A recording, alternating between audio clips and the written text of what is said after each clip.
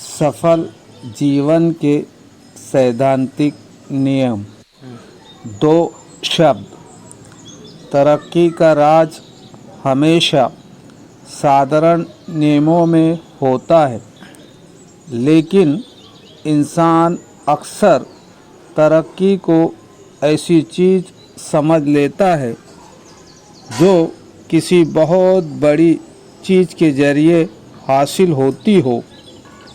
आप चंद मीठे बोल से, अपने हाथ पांव की मेहनत से, अपने सीमित संसाधनों को इस्तेमाल करने से और एक काम को लगातार पकड़े रहने से कामयाबी की ऊंचाइयों तक पहुंच सकते हैं।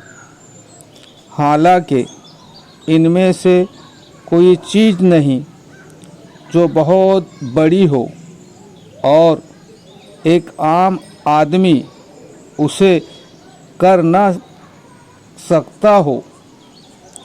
यही वो हकीकत है जिसे एक मुहावरे के रूप में इस तरह कहा गया है, साधारण गुणों से ही असाधारण इंसान बनते हैं।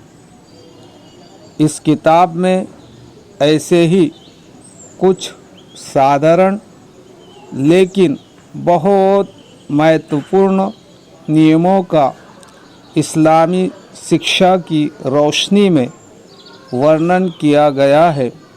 मौलाना वहीदुद्दीन खान।